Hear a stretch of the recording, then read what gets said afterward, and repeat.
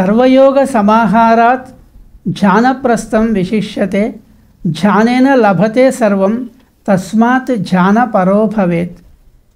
ఇక సరే, ఇవన్నీ మనస్సుకు సంబంధించిన విషయాలు, మాటకు సంబంధించిన విషయాలు తెలిసాయి.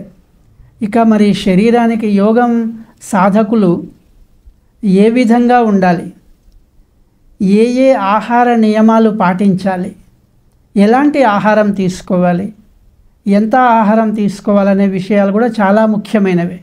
అంటే యోగ సాధనకి లేక ఏ సాధనకైనా మనస్సు ఎంత ముఖ్యమో శరీరం అంతే ముఖ్యం.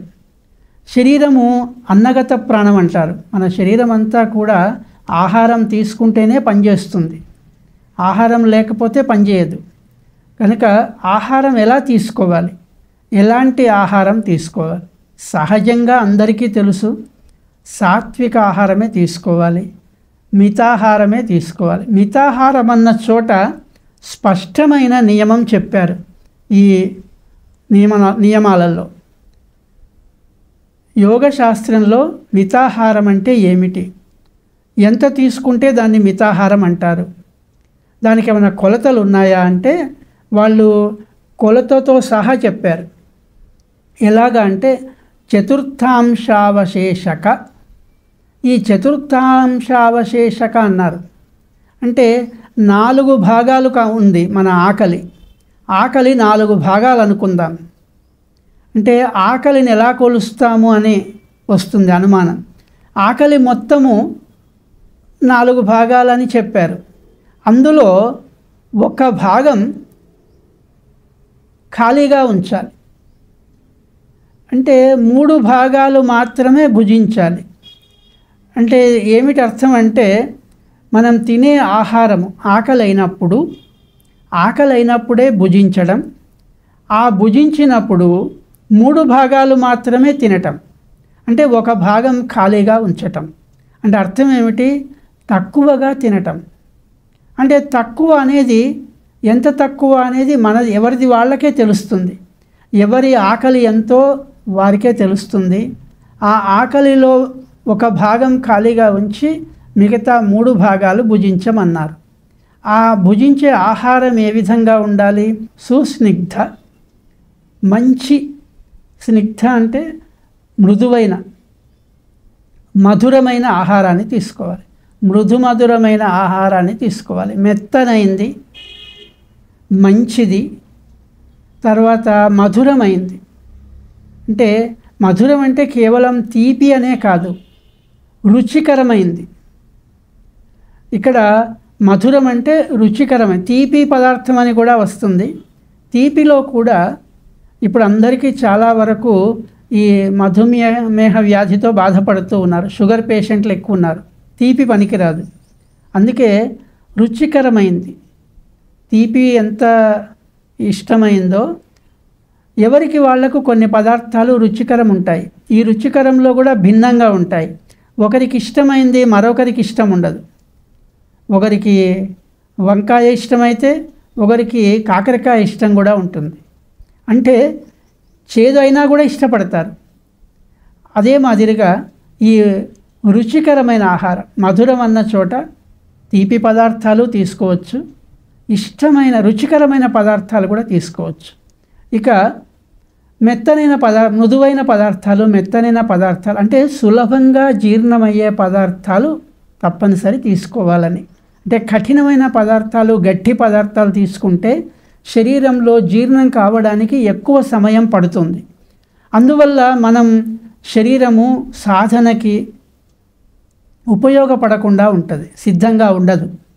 గట్టి పదార్థాలు, ఎక్కువ పదార్థాలు, కఠినమైన పదార్థాలు తీసుకుంటే అవి జీర్ణం ఎక్కువ సమయం జీర్ణానికి తీసుకునేసరికి మనకు సమయం అంతా కూడా సాధనకి అవకాశం చిక్కకుండా ఉంటుంది, నిద్ర వచ్చే అవకాశం కూడా ఉంటుంది. కనుక ఆ తీసుకునే ఆహార పదార్థాలలో చతుర్థాంశావశేషకమైన అవశేషంతో పాటు అది ఖాళీగా ఉంచుతూ మిగతా 3 భాగాలు మాత్రం ఈ మంచి స్నిగ్ధ మృదు మధుర ఆహారమే తీసుకోమన్నారు. ఈ మధురమైన ఆహారము, మితాహారము తీసుకుంటే మనకి యోగ సాధనకు అర్హత వస్తుంది, అర్హులం అవుతాం. అంటే సహజంగా అయితే ఈ యోగ సాధనలో ఆకలిగా, పూర్తి ఆకలిగా ఉండి కూడా సాధన పనికిరాదు. అంటే ఆకలి అయినప్పుడు సాధన మానివేయాల్సిందే. లేదా ఎక్కువ భుజించి కూడా, అంటే మితాహారం అమితాహారం తీసుకొని కూడా సాధనకు పనికిరాదు. అంటే ఎక్కువ ఆహారం తీసుకోవడం వల్ల శరీరం బరువుగా ఉంటుంది, తల బరువెక్కుతుంది, కళ్ళు తెలవకుండానే మూతలు పడతాయి, నిద్రపోయే అవకాశం ఉంటుంది, నిద్ర వస్తుంది. అందుకే మితాహారమే తీసుకోవాలి నిద్ర రాకుండా ఉండడం కోసం. అలాగే ఆకలి బాగా అయినప్పుడు కూడా మనం ఆహారం తీసుకోవడానికి సమయం కేటాయించాలి తప్ప సాధనను బలవంతంగా కొనసాగించవద్దు అని. ఇక తీసుకునే ఆహారం ఎలా ఉండాలంటే మెత్తనైనది, మృదువైన మెత్తనైన ఆహారము, మంచిది, చక్కటిది. అంటే రూపం కూడా చక్కగా ఉండాలి. తీసుకునే ఆహారం కూడా చక్కటి సాత్వికమైన ఆహారం అయి ఉండాలి. రజోగుణ ప్రధానమైన, తమోగుణమైన ప్రధానమైన ఆహారాలు తీసుకోకుండా ఉంటే మంచిది. సాధన ఎప్పుడు కూడా ఏ యోగంలో అయినా సాత్విక ఆహారానికే ప్రాధాన్యం ఇస్తారు. సాత్విక ఆహారాన్ని తీసుకోవడానికే 100కు 100% ప్రయత్నం చేయాలి.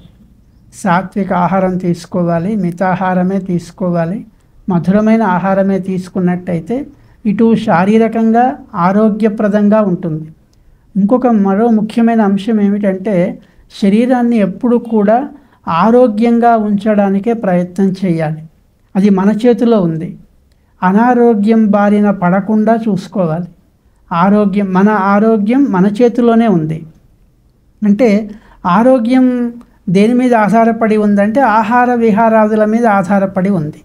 మనం తీసుకునే ఆహారం మీద, మనం తిరిగే విహారం అంటే మనం తిరిగే వాతావరణము, తిరిగే ప్రదేశాలు, తిరిగే విధానము, దీని మీద ఆధారపడి ఉంది. ఈ 2 నియమాలు గనక ఖచ్చితంగా ఆచరిస్తే మనకి అనారోగ్యం కలిగే అవకాశమే ఉండదు.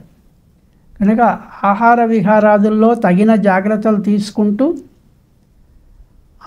ఆరోగ్యాన్ని కాపాడుకుంటూ శరీరాన్ని మనం సాధనకు సిద్ధం చేయాల్సి ఉంటుంది. అందుకే ఇది ఒక ఖచ్చితమైన నియమ నిబంధనగా ఏర్పరిచారు. అంటే సాధనలో ఇది తప్పనిసరి ఉంది, నియమ నిబంధన తప్పనిసరి ఉంది.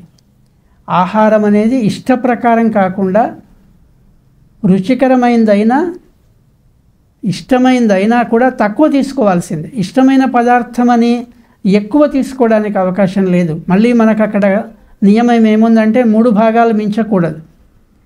అంటే త్రేణుపులు వస్తాయి. ఆకలి ఎలా తెలుస్తుందంటే ఆకలి పూర్తయినట్టు త్రేణుపు వచ్చిందంటే, బ్రేవులు అంటాం, అవి వచ్చిందంటే కడుపు నిండినట్టు లెక్క. కనుక అవి రాకముందే ముగించాలి. త్రేణుపులు రాకముందే తినటం ముగించినట్టయితే అది 3 భాగాలు పూర్తయినట్టు లెక్క. అదే మాదిరిగా ఇక్కడ కూడా ఈ నియమంలో కూడా ఇది వర్తిస్తుంది. ఈ ఆహార నియమం ఖచ్చితంగా, అంటే శుభ్రమైన ఆహారం కూడా అవసరమై ఉంటుంది. శుచితో పాటు పరిశుభ్రమైన ఆహారాన్ని తీసుకోవడానికి, అంటే ఇప్పటి కాల పరిస్థితులలో ప్రతి చోట నీరు, ఆహారము కలుషితం అవ్వడం కాకుండా అంటే రోగాలు వచ్చే అవకాశం ఉంటుంది. క్రిములు, కీటకాల వల్ల, దుమ్ము, ధూళి వ్యాపించినందువల్ల అనవసరమైన రోగాల్ని కొని తెచ్చుకోకుండా వీలైనంత వరకు పరిశుభ్రమైన వేడి ఆహారం కూడా, అంటే అతి వేడి, అతి చల్లదనం కాకుండా, వీలైనంత వరకు చల్లటి పదార్థాలు కాకుండా వేడి పదార్థాలను తీసుకుంటే ఆరోగ్యం బాగుంటుంది. అలాగా మనం సాధనకు రాబోయే విషయాలను కూడా తెలుసుకుంటూ ముందుకు వెళ్దాం. ఆశ్రిత జనాః ఆనందినో భవంతు.